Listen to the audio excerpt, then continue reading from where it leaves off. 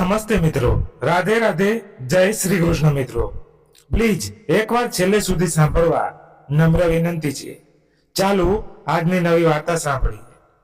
6 વર્ષ પછી હું અમેરિકામાંથી મેડિકલનું ભણતર પૂરું કરીને ભારત પાછો આવ્યો અને એક હોસ્પિટલમાં મારી ડ્યુટી કરી રહ્યો હતો. ત્યારે મારી નજર ત્યાં કામ કરતી લગભગ 80 વર્ષની એક વૃદ્ધ મહિલા પર પડી. તે હોસ્પિટલના ફ્લોર પર વાંકી થઈને સફાઈ કરી રહી હતી અને બાજુમાં ઉભેલી એક નર્સ તેના પર જોરથી બૂમો પાડી રહી હતી, કારણ કે કામ સારી રીતે થયું નહોતું. તેનું કંપતું શરીર અને વાંકી કમર જોઈને મારા દિલમાં અચાનક અજીબ બેચેની થવા લાગી. પણ જેમ જ હું તેમની પાસે ગયો અને તેનો ચહેરો ધ્યાનથી જોયો, ત્યારે મારા પગ નીચેથી જમીન ખસી ગઈ, કારણ કે તે કોઈ બીજી નહીં, મારી પોતાની દાદી હતી. એ દાદી જેના વિશે મારા મમ્મી પપ્પા હંમેશા કહેતા કે તે વૃંદાવનમાં તીર્થ કરવા ગઈ છે. એ જ ક્ષણે મારી દુનિયા જાણે થંભી ગઈ. મારી આંખો સામે બાળપણની બધી જ યાદો ફરી વળી. દાદી મને ઘોડામાં રમાડતી, માને ખવડાવતી, મારા માટે પ્રાર્થના કરતી, અને આજે એ જ દાદી અજાણ્યા શહેરની હોસ્પિટલમાં ઝાડુ પોછા કરી રહી હતી. જ્યારે મેં દાદી પાસેથી તેની આ હાલતની સચ્ચાઈ સાંભળી, ત્યારે મારા હાથમાં પણ હચમચી ગઈ. એ દિવસે મને સમજાયું કે ક્યારેક માણસને સૌથી ઊંડો ઘા પોતાના જ લોકો આપે છે. પણ એ દિવસે મેં પણ એક નિર્ણય લીધો, એવો નિર્ણય જેણે મારી જિંદગી જ નહીં, મારા આખા પરિવારનું ભાગ્ય બદલી નાખ્યું. આજે પણ મારા મમ્મી પપ્પા પોતાના કરેલા વર્તન પર પછતાય છે અને મારી પાસે માફી માંગે છે. એટલા માટે મારી આ વાર્તા અંત સુધી જરૂરથી સાંભળજો, કારણ કે આ ફક્ત મારી દાદીની વાર્તા નથી, પરંતુ હજારો વૃદ્ધ લોકોનો દુઃખની હકીકત છે. કદાચ આ વાર્તામાંથી તમને પણ કંઈક શીખવા મળે અને કદાચ આ કોઈની જિંદગી બદલી શકે. મારું નામ વિવાન છે. પૂરા 6 વર્ષ પછી આજે હું અમેરિકામાંથી ભારત પરત આવી રહ્યો હતો. મેડિકલના ભણતરે મને ડોક્ટર તો બનાવી દીધો હતો, પણ દિલના એક ખૂણામાં એક બાળક હજી પણ જીવતો હતો, જેને પોતાનું ઘર, પોતાનું આંગણું અને સૌથી વધુ પોતાની દાદી યાદ આવતી હતી.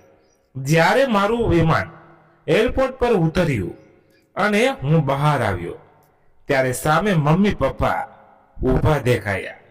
તેમની આંખોમાં ગર્વ અને ખુશી સ્પષ્ટ દેખાતી હતી. આખરે તેમનો દીકરો હવે ડોક્ટર બની ગયો હતો.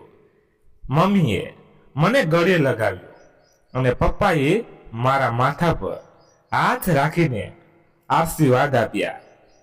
પણ એ ભીડમાં મારી નજર કોઈ બીજાને શોધી રહી હતી. મારી દાદીને હું વારંવાર આજુબાજુ જોઈ રહ્યો હતો. કદાચ દાદી ક્યાંક ઊભા હશે અને હંમેશાની જેમ સ્મિત કરીને મને જોઈ રહ્યા હશે.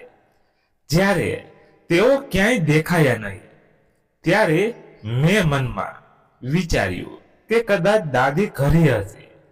રસ્તા દરમિયાન અમે બધા હસતા મજાક કરતા ઘરે આવ્યા, પણ મારા મનમાં એક અજાણી બેચેની હતી.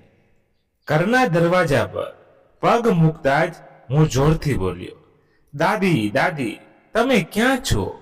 જો હું આવી ગયો. કેટલા વર્ષો થઈ ગયા તમને મળે. મારો અવાજ આખા ઘરમાં ગુંજી ઉઠ્યો, પણ ક્યાંયથી પણ તેમનો ઓળખાય એવો અવાજ સાંભળ્યો મળ્યો નહીં. મારું દિલ અચાનક ગભરાઈ ગયું. મેં મમ્મી પપ્પા તરફ જોયું. મારા પપ્પા અનિલભાઈ થોડા અસ્વસ્થ લાગી રહ્યા હતા, જાણે કંઈક કહેવા માંગતા હોય પણ અટકી રહ્યા હોય. ત્યારે જ મારી મમ્મી સુનિતાબેન ઝડપથી બોલી, અરે બેટા, તારા દાદી આજકાલ વધારે સમય તીર્થયાત્રામાં જ પસાર કરે છે. તું ગયો ત્યારથી તેમનું મન ઘરમાં લાગતું જ નહોતું. અત્યારે તો તે વૃંદાવનમાં છે. લગભગ 1 મહિનો ત્યાં જ રહેશે, પછી પાછા આવશે. આ સાંભળીને મારા દિલમાં થોડી ચુંબન થઈ. મેં ધીમા અવાજે કહ્યું, 1 મહિનો ત્યાં સુધી તો હું પાછો જતો રહીશ. શું દાદી મને મળવા પણ નહીં આવે? મમ્મીએ તરત સમજાવતા કહ્યું, બેટા, હવે તેમનું મન ભગવાનમાં જ વધુ લાગે છે. આખી જિંદગી તેમણે બહુ મહેનત કરી છે. હવે સમય છે કે તેઓ પોતાના માટે જીવે. અમે પણ તેમને પૂરી આઝાદી આપીએ છીએ.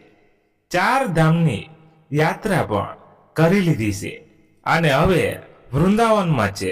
તું તો જાણે છે ને, ત્યાં ગયા પછી પાછું આવવાનું કોઈ મન નથી કરતું. એટલે આપણે તેમની ભક્તિમાં બાધા ન બનવું જોઈએ. હું શાંત થઈ ગયો, પણ મારા મનમાં અજાણી બેચેની વધતી જતી હતી. મને સમજાતું નહોતું કે હું એટલા વર્ષો પછી પાછો આવ્યો અને મારા દાદી મને મળવા પણ નથી આવ્યા. મેં તરત જ તેમને ફોન કરવાનો પ્રયાસ કર્યો, પણ ફોન બંધ આવતો હતો. એ જ ફોન જે છેલ્લા 3 મહિનાથી બંધ આવી રહ્યો હતો. જ્યારે પણ હું મમ્મી પપ્પાને દાદી સાથે વાત કરાવવાનું કહેતો તો તેઓ હંમેશા કહેતા તે ક્યાંક બહાર ગયા છે, તીર્થ પર છે. પણ આજે ઘરે આવીને પણ જ્યારે હું તેમને જોઈ શકતો નહોતો, ત્યારે મારું મન વધુ ગભરાવા લાગ્યું. હું ફ્રેશ થઈને મારા રૂમમાં ગયો, પણ રૂમની દરેક વસ્તુ મને બાળપણની યાદ અપાવતી હતી. સાચું કહું તો બાળપણથી જ મારી દુનિયા મારા દાદી હતા. મમ્મી પપ્પા બંને નોકરી કરતા હતા. મમ્મી સરકારી શાળામાં શિક્ષિકા હતી અને પપ્પા સરકારી એન્જિનિયર. તેમનો મોટા ભાગનો સમય ઘરની બહાર જ પસાર થતો. એવામાં મારો ઉછેર, મારું બાળપણ અને મારી દરેક નાની મોટી જરૂરિયાત, આ બધું મારા દાદીએ સંભાળ્યું હતું. સવારે મને ઉઠાડવો, નવડાવવો, મારા માથા પર તેલ લગાવીને માલિશ કરવી, પોતાના હાથથી ખવડાવવું, સાંજે પાર્કમાં લઈ જવું, મારી સાથે રમવું, હોમવર્ક કરાવવું, આ બધું તે જ કરતા હતા. હું જેટલો મોટો થતો ગયો, તેમનો પ્રેમ પણ એટલો જ વધતો ગયો. પણ લગભગ 7 વર્ષ પહેલા અમારા ઘરમાં એક બહુ મોટું દુઃખ આવ્યું. મારા દાદાજી આ દુનિયા છોડી ગયા. એ જ સમયે મેં મેડિકલ એન્ટ્રન્સની પરીક્ષા આપી હતી અને થોડા દિવસોમાં મારી અમેરિકાની એક મોટી યુનિવર્સિટીમાં પસંદગી થઈ ગઈ. પણ દાદાજી આ ખુશ ખબરી સાંભળી પણ શક્યા નહીં. દાદાજીના ગયા પછી દાદી સંપૂર્ણ રીતે તૂટી ગયા હતા. તેમના ચહેરાનું હાસ્ય જાણે ક્યાંક ખોવાઈ ગયું હતું. એ સમયે હું જેટલું શક્ય હોય તેટલું તેમની પાસે બેસતો, તેમની સાથે વાતો કરતો, તેમને હસાવવાનો પ્રયત્ન કરતો, કારણ કે મને ખબર હતી કે તેઓ મને જોઈને જ થોડી શાંતિ અનુભવતા હતા. પણ નસીબને કંઈક જ બીજું જ મંજૂર હતું. 1 વર્ષ પછી મારે અભ્યાસ માટે અમેરિકા જવું પડ્યું. દાદી મને જવા દેતા નહોતા માંગતા અને સાચું કહું તો મારું પણ મન પણ નહોતું. પણ મારા ભવિષ્ય માટે મારે જવું પડ્યું. ત્યાં ગયા પછી પણ મારી સૌથી વધારે વાતો દાદી સાથે જ થતી. હું તેમને રોજ મારા અભ્યાસ, મારી જિંદગી અને અમેરિકાની દુનિયા વિશે બધું કહેતો અને બદલામાં દાદી મને ભારતની નાની નાની વાતો સંભળાવતા. પણ છેલ્લા 3 મહિનાથી મારે તેમની સાથે વાત થઈ શકતી નહોતી. અને એ જ વાત મને સૌથી વધુ પરેશાન કરતી હતી કે હું કોઈ પણ રીતે તેમને મળવા માંગતો હતો, પણ મમ્મી પપ્પાની વાત યાદ કરીને પોતાને રોકી લેતો કે ક્યાંક તેમની ભક્તિમાં અવરોધ ન આવી જાય. મન મારીને હું મારા કામમાં લાગી ગયો. મને અહીં એટલા માટે બોલાવવામાં આવ્યું હતું કે આવતા 15 દિવસમાં મારે ભારતના અલગ અલગ શહેરોમાં જઈને હોસ્પિટલમાં દર્દીઓનો ઈલાજ કરવાનો હતો. આવતીકાલે મારે દિલ્હીની હોસ્પિટલમાં જવાનું હતું અને 2 દિવસ પછી બેંગ્લોર. બીજા દિવસે હું વહેલી સવારે ઉઠીને હોસ્પિટલ પહોંચી ગયો. આખો દિવસ મેં દર્દીઓને જોયા જેઓ પાસે પૈસા નહોતા. તેમનો મફતમાં ઈલાજ કર્યો અને જેટલું શક્ય હોય તેટલી તેમની મદદ પણ કરી. સાંજે જ્યારે હું થાકેલો ઘરે પાછો આવ્યો ત્યારે મમ્મીએ મારા માટે ચા અને જમવાનું બનાવ્યું. પરંતુ ખબર નહીં કેમ દરેક કોડિયામાં મને મારી દાદી યાદ આવી રહી હતી. એ જ દાદી જે આજે પણ ફોન પર હસીને કહેતા હતા, તું જલ્દીથી અમે અમેરિકાથી પાછો આવી જા, હું તારા માટે મારા હાથથી તારા મનપસંદ પૂરી શાક બનાવીને ખવડાવીશ. આજે હું ખરેખર ભારતમાં પાછો તો આવી ગયો, પણ મારા દાદી મારી પાસે નહોતા અને આ વાત મને અંદરથી બહુ દુઃખ આપી રહી હતી. દિલ્હીની હોસ્પિટલમાં સતત 2 દિવસ દર્દીઓને જોયા પછી હવે મારે બેંગ્લોર જવાનું હતું. ત્યાં પણ મારી એપોઇન્ટમેન્ટ પહેલેથી જ નક્કી હતી અને ઘણા દર્દીઓની યાદી મારી પાસે આવી ગઈ હતી.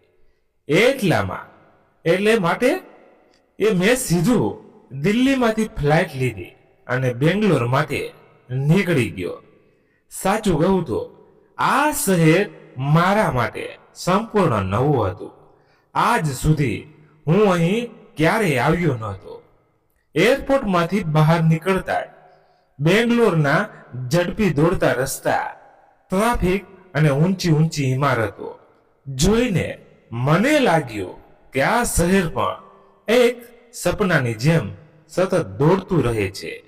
થોડા જ સમયમાં હું તે હોસ્પિટલ સામે ઊભો હતો જ્યાં મારે દર્દીઓને જોવા જવાનું હતું. એ હોસ્પિટલ બહુ પણ મોટી નહોતી અને બહુ નાની પણ નહોતી.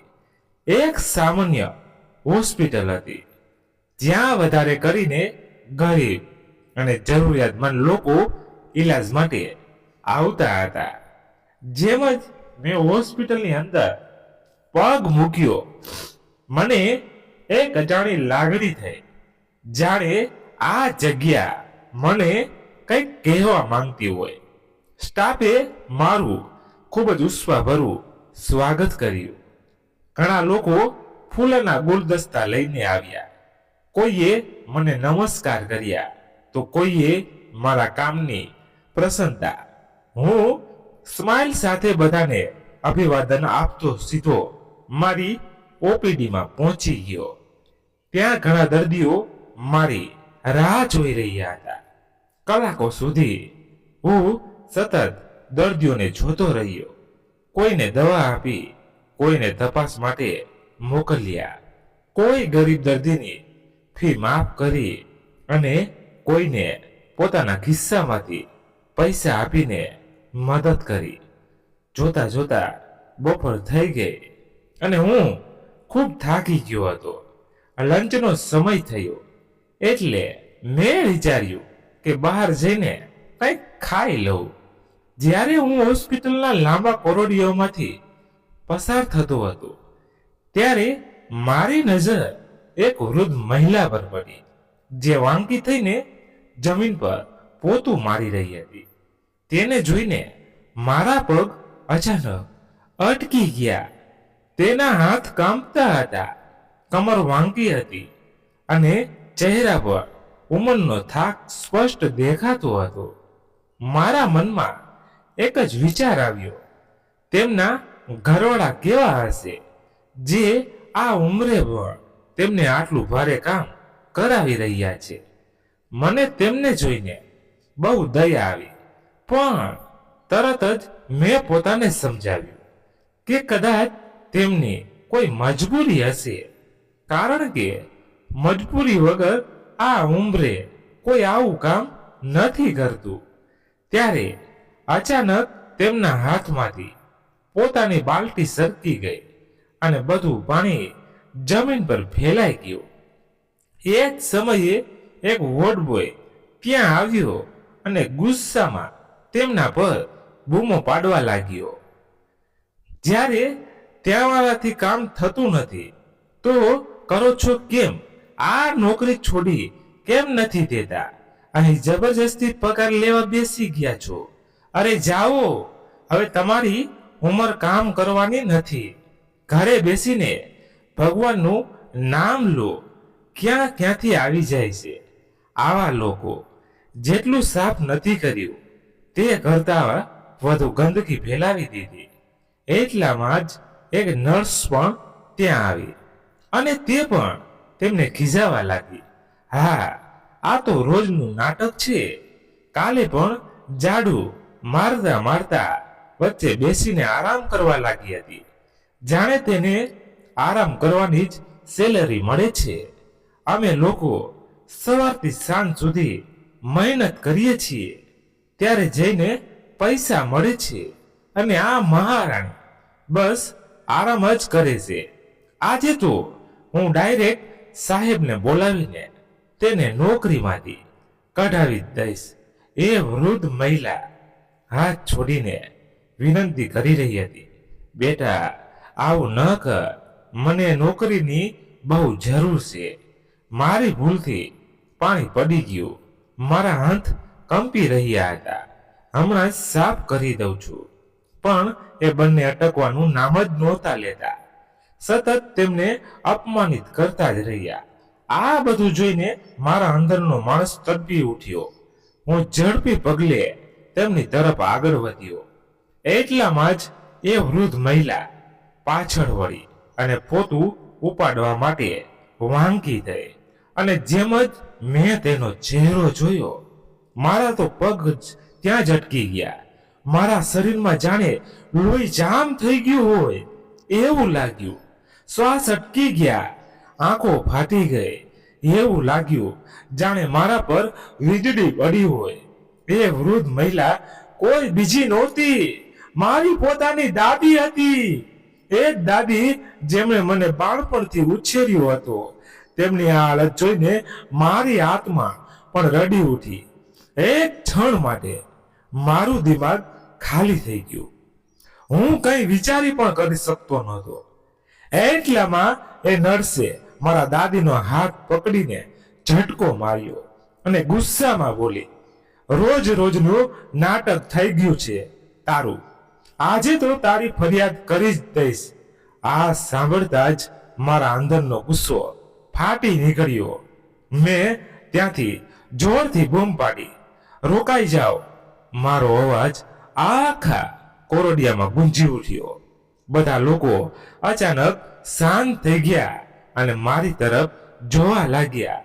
હું ઝડપથી તેમની પાસે ગયો અને ગુસ્સામાં કહ્યું, આ શું છે ગેરવર્તન છે? તમને કોઈ ઉંમરનું પણ માન નથી. બધા સંસ્કાર ભૂલી ગયા છો.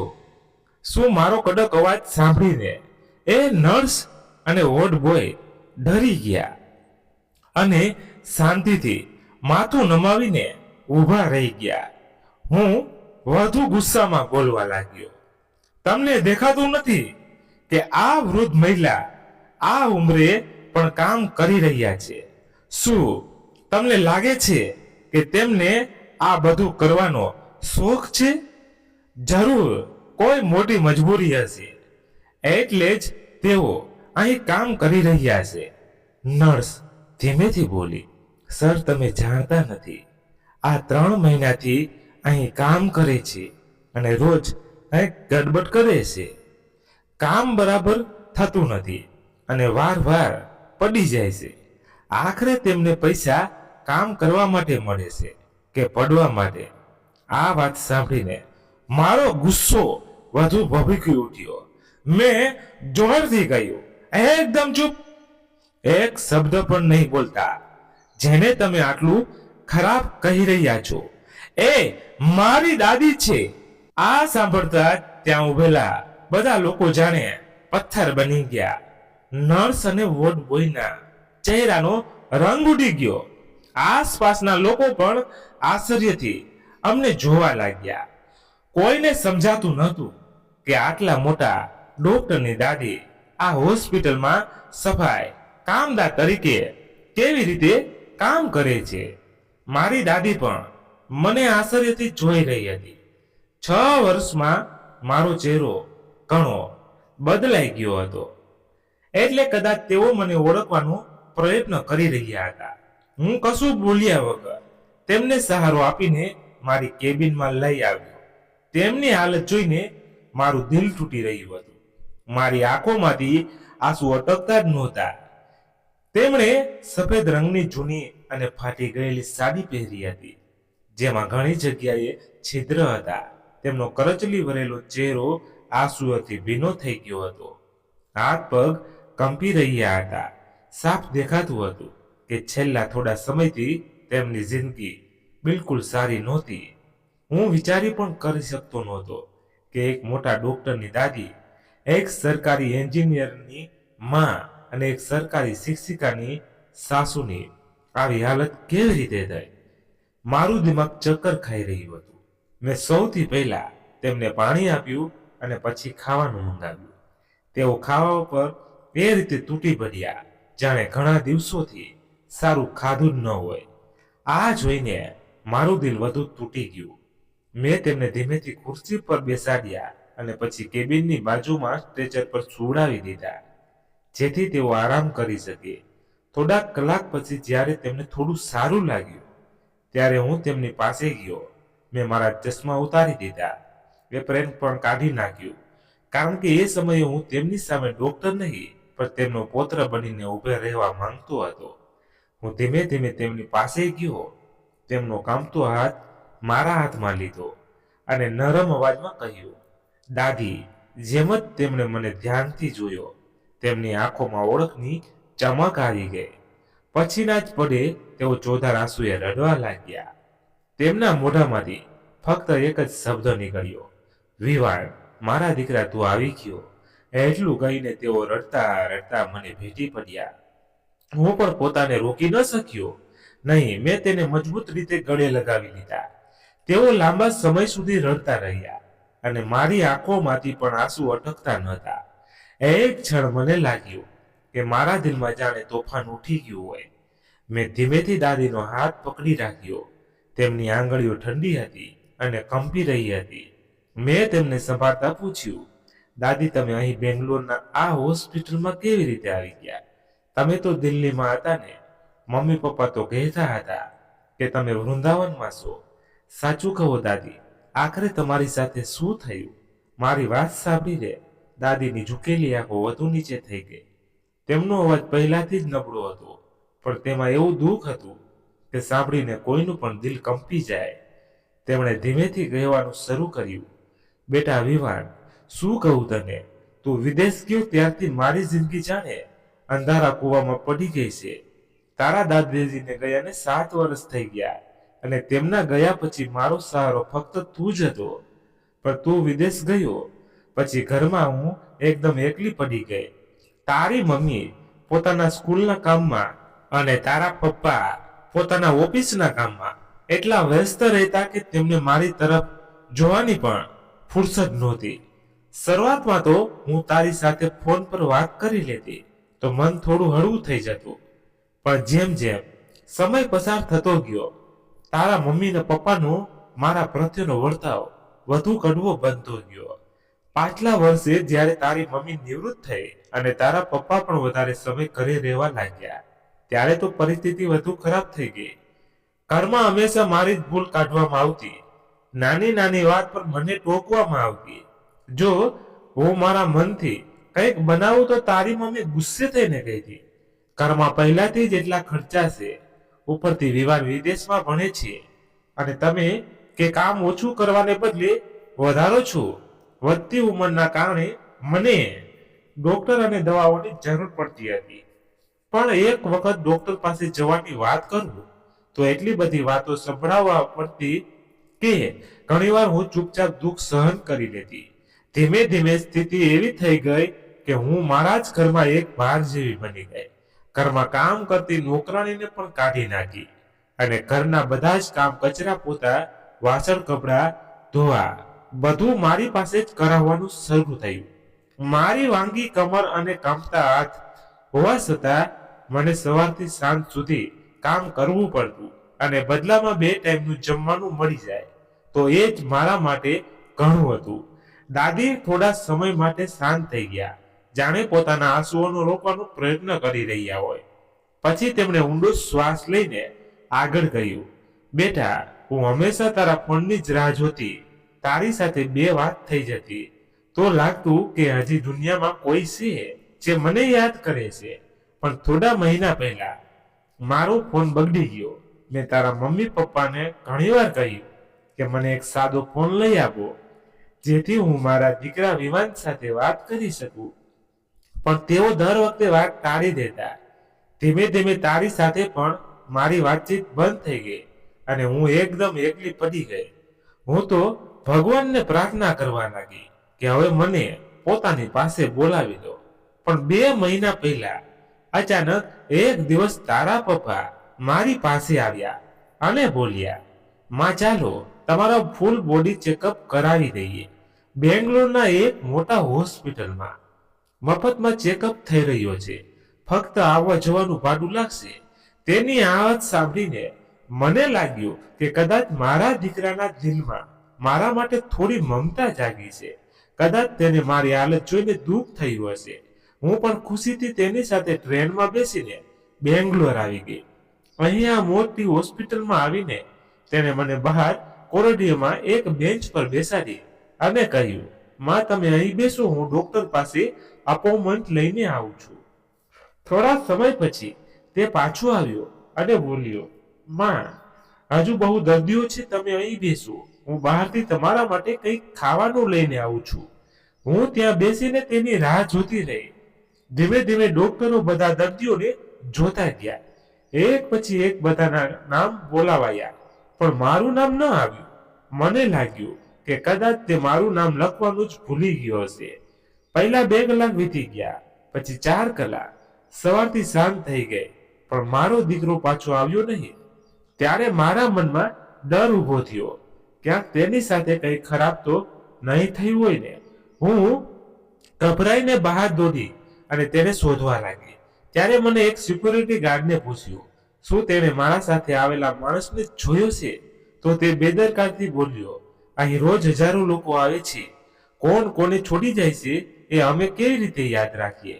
ઘણીવાર લોકો પોતાના વૃદ્ધ માતા પિતાને અહીં મૂકીને ભાગી જાય છે.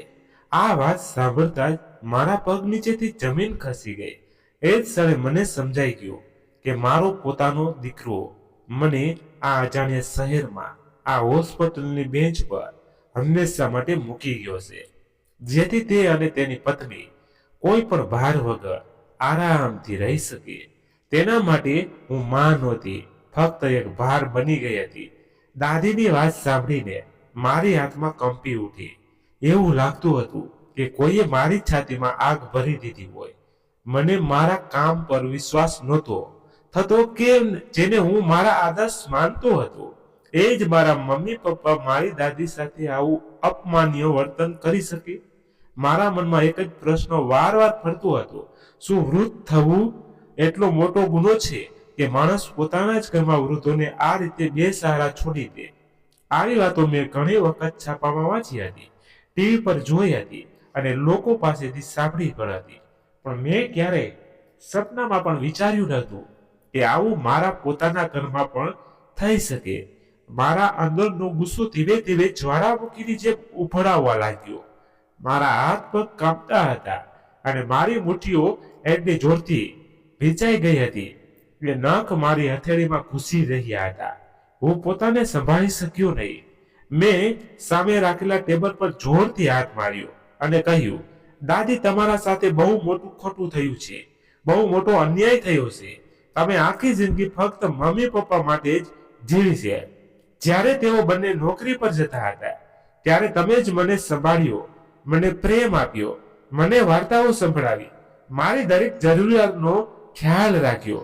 તમારા કારણે તેઓ નિશ્ચિત થઈને પોતાની જિંદગીમાં આગળ વધતા રહ્યા, પોતાના સપનાઓ પૂરા કરતા રહ્યા.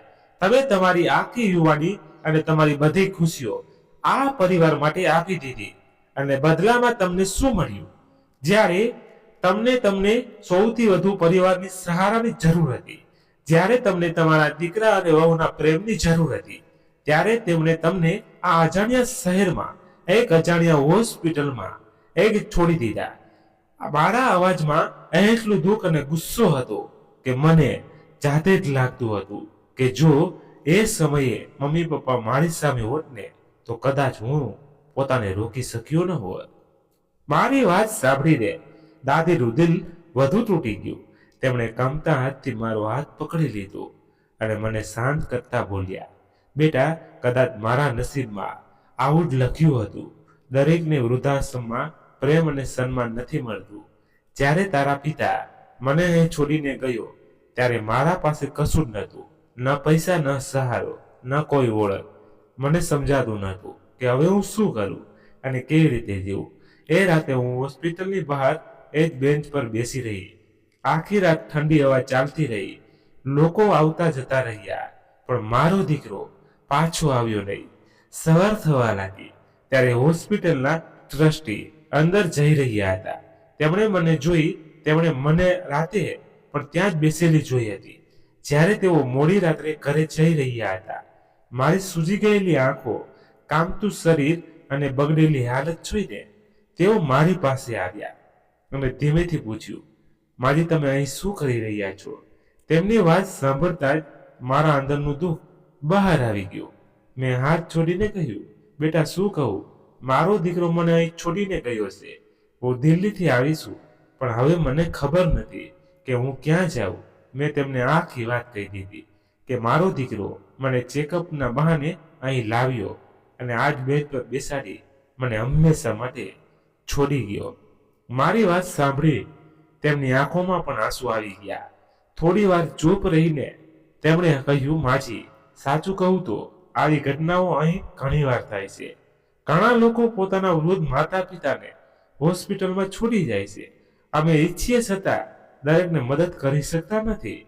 પછી તેમણે મારી તરફ જોઈને કહ્યું, પણ તમારા માટે હું એટલું જરૂર કરી શકું કે જો તમે ઈચ્છો તો આ હોસ્પિટલમાં તમારી ક્ષમતા મુજબ નાનું મોટું કામ કરી શકો.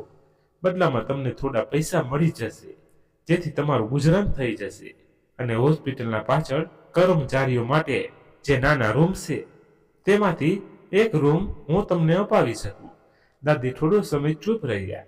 તેમની આંખોમાંથી સતત આંસુ વહેતા હતા. છતાં તેમણે આગળ કહ્યું, બેટા, એ અજાણ્યા શહેરમાં એ અજાણ્યા માણસે મારા માટે જે કર્યું એ મારા માટે ભગવાનથી ઓછો ન હતો.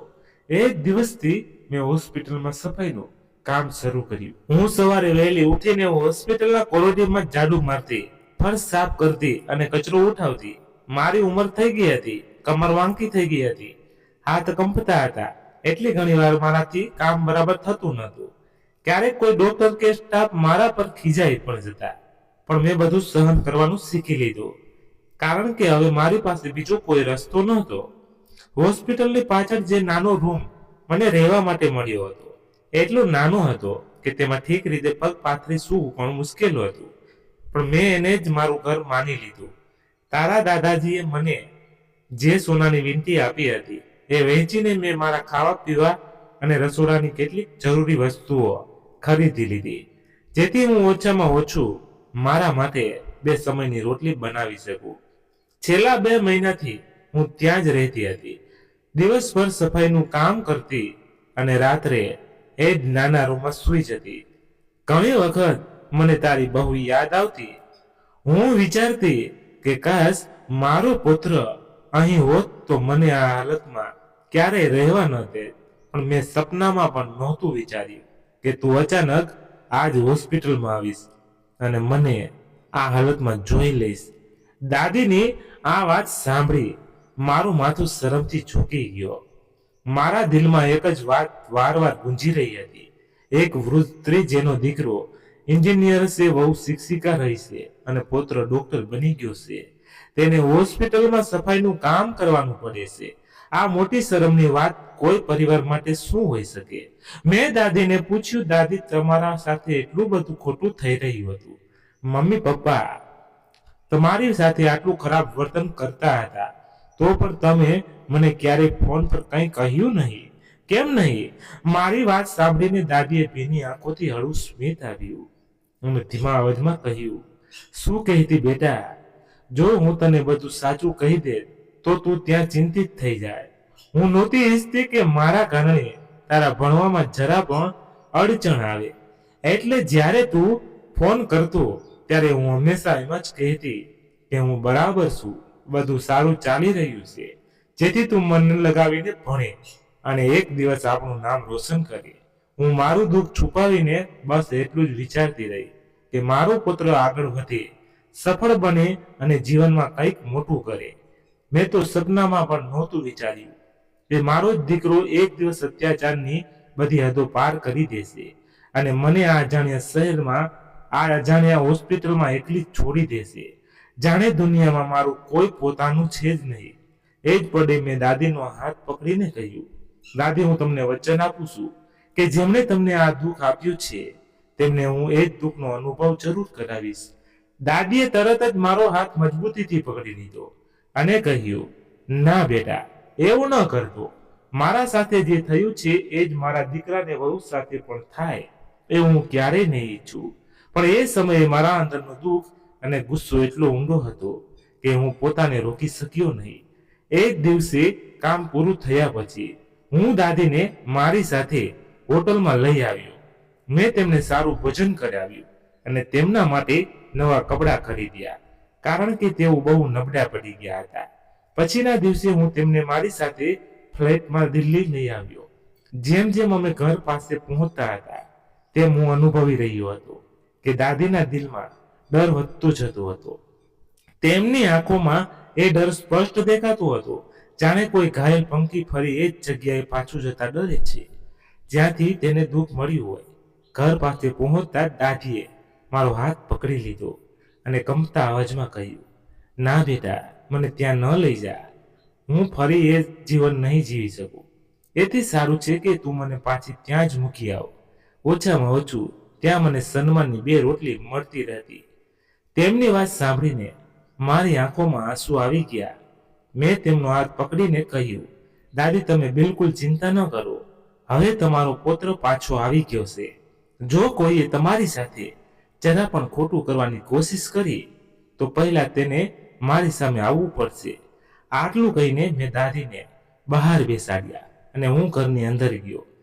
જેમ જ હું અંદર ગયો, મમ્મી ખુશ થઈને મારી પાસે આવી અને બોલી, અરે બેટા, આવી ગયો તું, ચાલ જલ્દી હાથ મોઢું ધોઈ લે, જમવાનું તૈયાર છે. પણ મેં એ સમયે મારા અંદરનો ગુસ્સો ફાટી નીકળ્યો. મેં તેમનો હાથ દૂર કરી દીધો અને સીધું પૂછ્યું, મમ્મી, દાદી ક્યાં છે?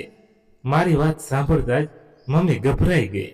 એટલામાં પપ્પા પણ અંદર આવી ગયા અને બોલ્યા, તને કહ્યું હતું ને કે તારી દાદી વૃંદાવનમાં છે. આ સાંભળીને મારો ગુસ્સો વધુ વધી ગયો. મેં ઊંચા અવાજમાં કહ્યું, આ વખતે મારી સાથે સાચું સાંભળવું છે, ખોટું નહીં. સાચું સાચું કહો, તમે દાદી સાથે શું કર્યું છે? જ્યારે બંને ચૂપ રહ્યા ત્યારે મેં દરવાજા તરફ જોઈને અવાજ આવ્યો, દાદી, અંદર આવો. જેમ જ દાદી અંદર આવ્યા, મમ્મી 2 પગલા પાછળ હટી ગઈ અને પપ્પાનો ચહેરો પીળો પડી ગયો. હું દાદીને સહારો આપીને અંદર આવ્યો અને ગુસ્સામાં કહી બેઠો, તમે લોકો એટલા નીચા પડી શકો એ મેં ક્યારેય વિચાર્યું નહોતું. એક 80 વર્ષની માતાને હોસ્પિટલમાં એકલી છોડી આવો અને એ જાણવાની પણ કોશિશ ન કરું કે તેઓ જીવિત છે કે નથી. મારા પ્રશ્નોના તેમના પાસે કોઈ જવાબ ન હતા. અંતે તેઓ મારા પગમાં પડીને માફી માંગવા લાગ્યા. પણ મેં એ સમયે મારું દિલ પથ્થર બની ગયું હતું. મેં સ્પષ્ટ કહી દીધું કે હવે દાદી માટે તેમને કંઈ કરવાની જરૂર નથી. તેમના માટે તેમનો પુત્ર જ પૂરતો છે. એ જ રાત્રે હું દાદીને લઈને પાછો હોટલમાં ગયો. 1 અઠવાડિયા સુધી હું હોટલમાં રહ્યો અને પછી દાદીને મારી સાથે અમેરિકા લઈ આવ્યો. આજે એ ઘટનાને 2 વર્ષ થઈ ગયા છે. મમ્મી પપ્પા ઘણીવાર ફોન કરે છે, પણ મારું મન એમની સાથે વાત કરવાનું નથી થતું. મેં મનમાં નક્કી કરી લીધું છે કે જ્યાં સુધી તેમને એ જ દુઃખનો અનુભવ નહીં થાય જે તેમણે દાદીને આપ્યું હતું, ત્યાં સુધી હું એમની સાથે વાત નહીં કરું. પણ છતાં હું એટલો નીચ માણસ બનવા નથી માંગતો કે તેમને એકલા છોડી દઉં. આજે દાદી 82 વર્ષના થઈ ગયા છે અને મારા સાથે અમેરિકામાં ખૂબ ખુશ છે. દરરોજ પોતાના હાથથી મારા માટે ભોજન બનાવે છે અને મને પ્રેમથી ખવડાવે છે. તેમના કામતા હાથોમાં આજે પણ એ જ મમતા છે, એ જ સ્વાદ છે જે મારા બાળપણમાં હતો. જ્યારે હું તેમના ખોળામાં માથું મૂકીને સૂઈ જતો હતો અને જ્યારે પણ હું તેમના હસ્ત જોઉં છું, ત્યારે મને લાગે છે કે કદાચ ભગવાને મને ડૉક્ટર એટલા જ મજે બનાવ્યો છે કે હું મારી દાદીના દિલના એ ઘા ભરી શકું જે તેમને પોતાના જ લોકોથી મળ્યા હતા. મિત્રો, હવે તમે કહો, મેં મારા માતા પિતા સાથે જે કર્યું શું બરાબર હતું? જો તમે મારી જગ્યાએ હોત તો શું કરત? તમારા વિચારો અમને કોમેન્ટમાં જરૂર લખજો, કારણ કે તમારા દરેક કોમેન્ટમાંથી અમને ઘણું શીખવા મળે છે. જો તમને આ વાર્તા ગમી હોય અને આ વાર્તા તમારા હૃદયને સ્પર્શી હોય તો તેને લાઈક જરૂર કરજો અને ચેનલને સબસ્ક્રાઈબ કરવાનું બિલકુલ ભૂલતા નહીં. સાથે સાથે આ વિડીયોને વધારેમાં વધારે લોકો સુધી શેર કરજો, જેથી આ વાર્તા કોઈ બીજા પણ સાંભળવાનો આનંદ મેળવી શકે. જતાં જતાં કોમેન્ટમાં તમારા શહેરનું નામ જરૂર લખજો. મને ખરેખર બહુ આનંદ થાય છે એ જાણીને કે અમારો વિડીયો દુનિયાના ક્યાં ક્યાં ખૂણે પહોંચી રહ્યો છે. તો એકવાર જરૂર કરજો. ધન્યવાદ. ફરીવાર મેળવીએ નવી વાર્તા સાથે. ત્યાં સુધી તમારા મિત્રો સાથે, પરિવાર સાથે ખુશખુશાલ રહો. જય હિન્દ, જય ભારત.